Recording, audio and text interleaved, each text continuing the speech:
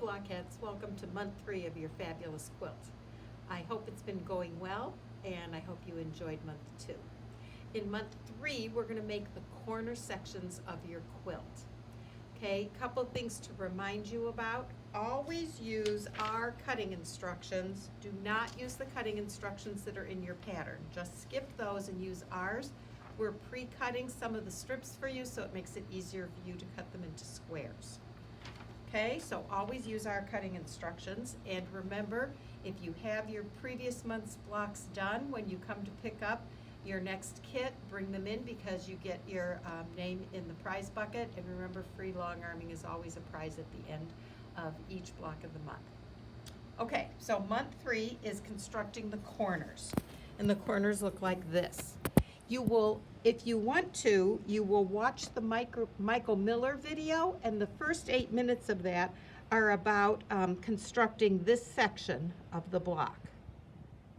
Okay, with the little white stripes, and this is the template for the little white stripes. And they tell you, they give you some good tips there about how to construct those 16 blocks that are the corners. Okay, so after that, then what you're going to do is we're going to use our Tucker trimmer, which I think you all have, and you do need the Tucker trimmer in order to use this method. So we're going to use our Tucker trimmer, and we're going to be constructing these blocks right here. Okay? All right, so what you need for each of these, you need a blue and a white 5.5-inch square and 2 of the colors. In this case, we're using red. Once you get the red ones done, then you'll substitute the red for 2 pink squares, then you'll substitute it for 2 orange, and then for 2 yellow. So you will end up with all the squares you need to make those 4 blocks. Okay, so what we're going to do is we're going to make half square triangles and then turn those into quarter square triangles. The first thing you need to do is draw diagonal lines on the back of the red squares. And I'm using a product called a magic wand, and to use the magic wand, there's a line right down the middle, and you put that line on the opposite corners, and then you draw a line on each side with a friction pen, because then it'll come out. Remember, a friction pen goes away with heat. If you don't have a magic wand, then you can do it using a regular ruler, but there's an extra step. Okay, to use a regular ruler, you have to draw a line diagonally, corner to corner.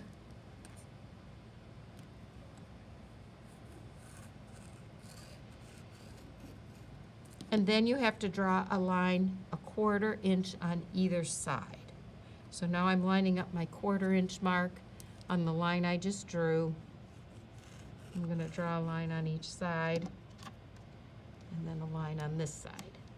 And in this case, I'm going to sew on the outside lines. You're not going to sew on the middle line. The middle line was just there to help you draw the 2 outside lines. Okay, so I have the same thing basically, but here I'm going to use these 2 lines only, not this one. Okay, now I'm going to put these right sides together, and I'm going to sew on the lines I drew.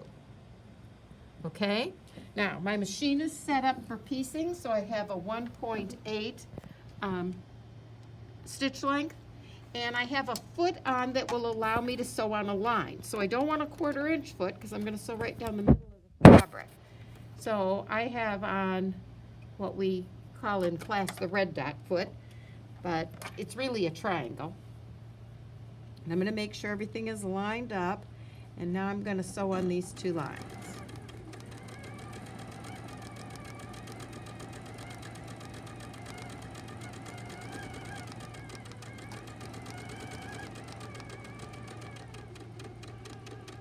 Okay, I'm going to do a little bit of chain piecing.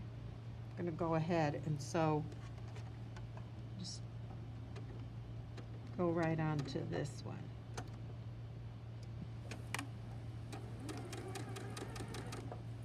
Make sure I'm lined up.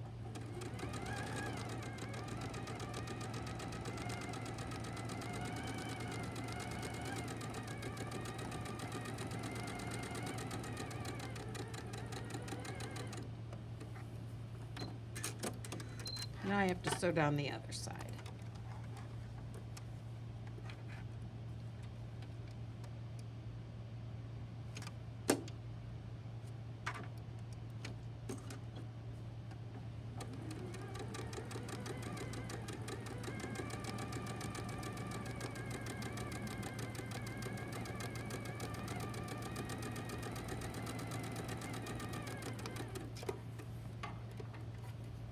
I think I'm gonna have to clip that.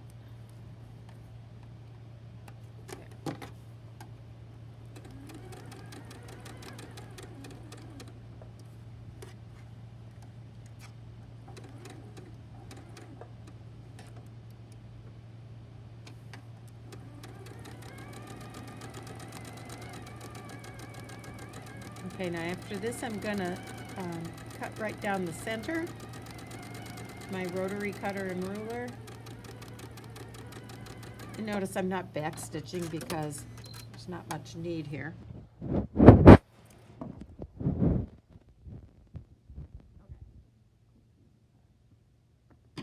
All right. Now on the one that I had to draw the line to begin with, I can just cut on that line now.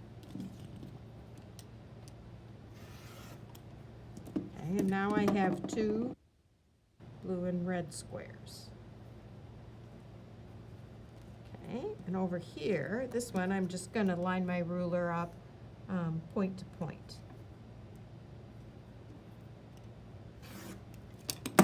And I have two red and white squares. Okay, now I'm going to press the seams open.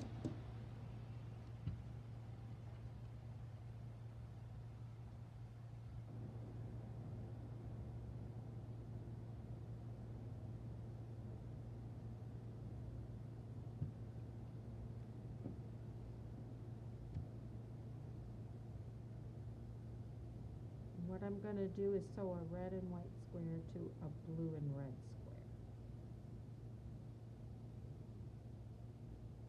And now I need lines again to stitch. Okay, now that I've pressed them open, I'm going to check on the right side to make sure that everything's laying nice and flat. Okay, now I want to press them to one side because they're going to knit. So I'm going to press them both toward the red.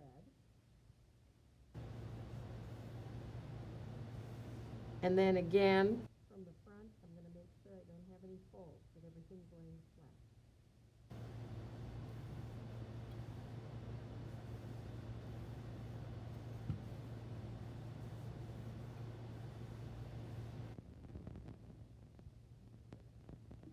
All right? Okay. Now what I'm going to do is I'm going to actually sew these two together to make a configuration that looks like this. And to do that, I have to draw a line. Get this a little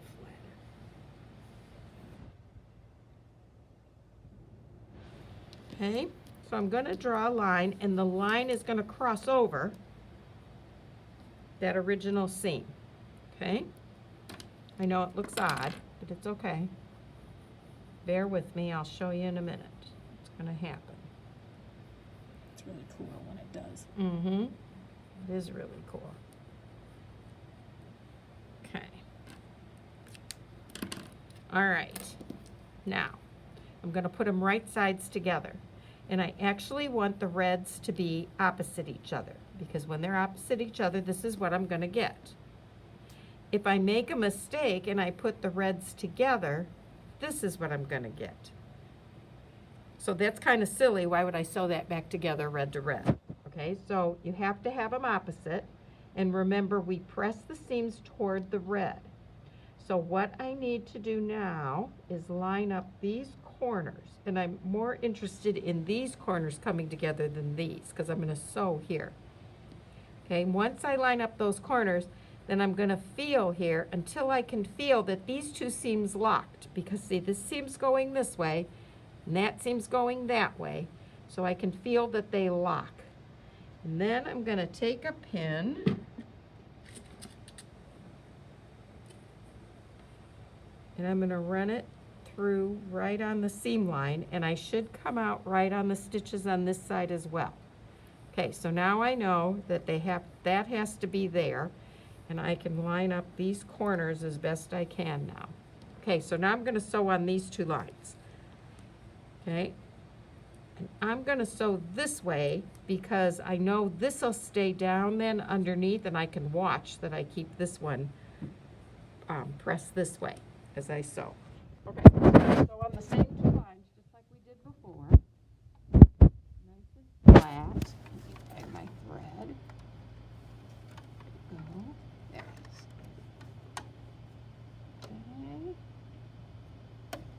Okay. And again, no need to backstitch because we're going to trim these. Okay, now I'm getting to where the pin is. I'm getting close, and I'm going to take that pin out and make sure that my seam stays pressed the direction I had it.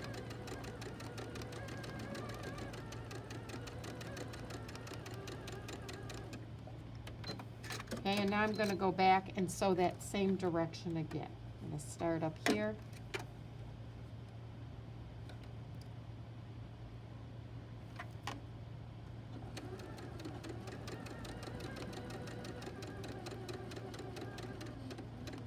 And actually, now this machine should help me to nest those 2 seams by pushing them together a little bit.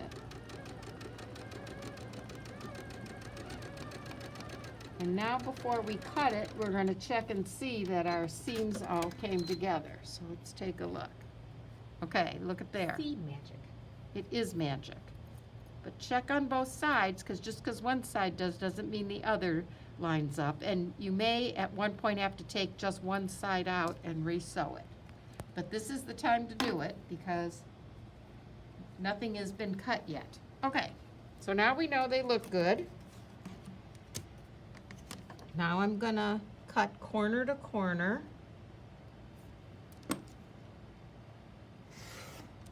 And this seam I'm gonna press open. And I wanna get it as flat as I can because now I'm gonna use the tucker trimmer.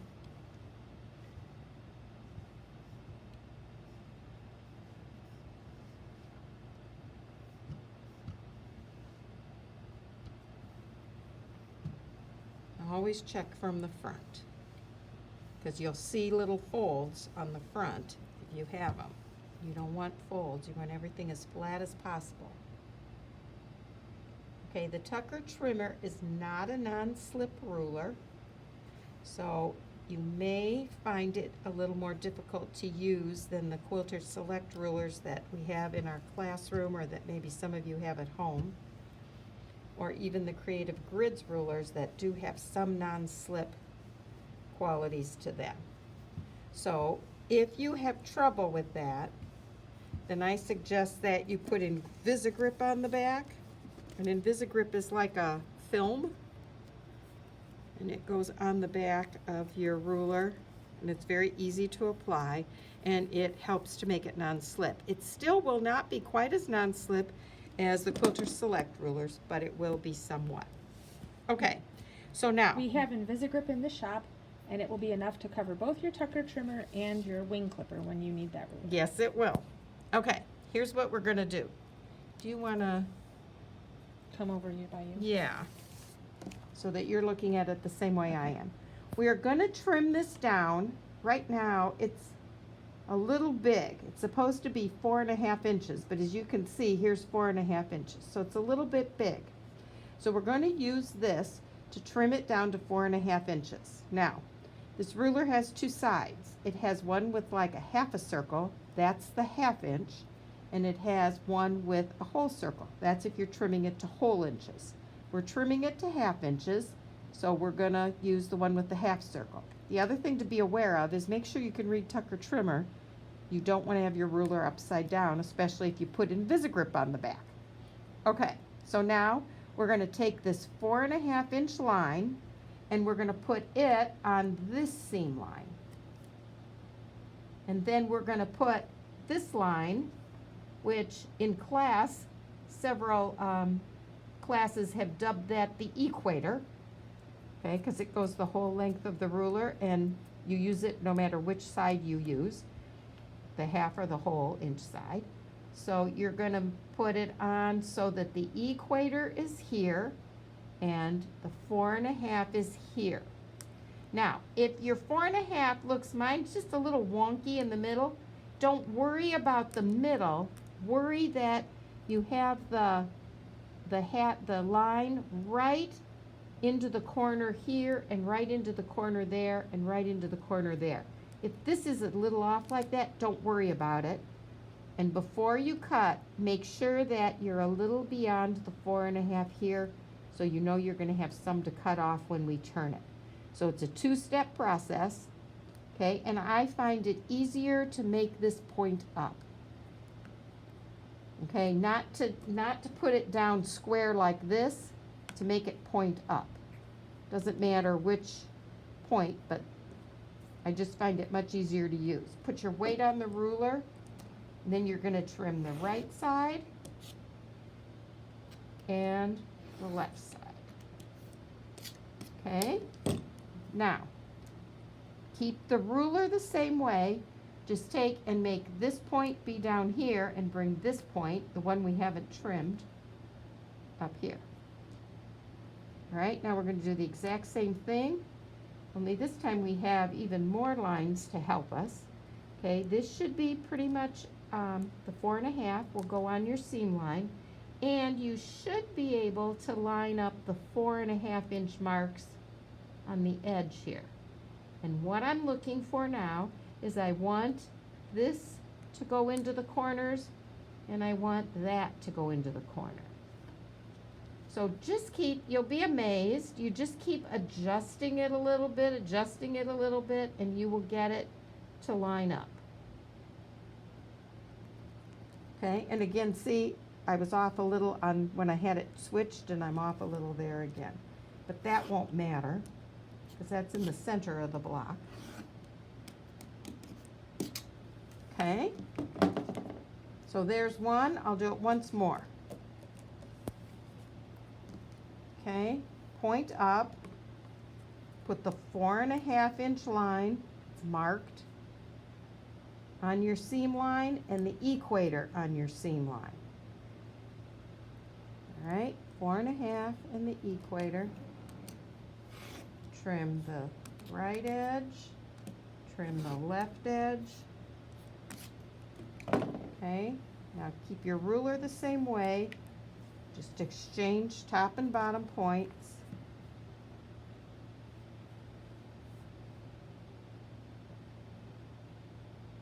The 4.5 line here. What you already trimmed should pretty much line up there. This should line up with that seam line, and these should be going right into the corners. Okay, trim there. Trim there. Now you have another trimmed block. Okay? All right, at this point, you're ready to move on to step 7, which step 7 says now do this same thing again. Okay, you'd actually finish these 2 as well. Okay, so you would end up with 4 of these, and those 4 would go here. Okay, so you would have 4 of these. Okay, then step 7 tells you to do the exact same thing, only you're going to substitute pink squares for the red squares, then do it again, substituting orange squares for the red squares, and one last time substituting yellow squares for the red squares. So once you have your corner squares and these done, you just find your middle square and you're just gonna sew them together in rows, and then sew your rows together, and when you are done, you should have 4 nice corners for your block of the month. All right, we'll see you for month 4.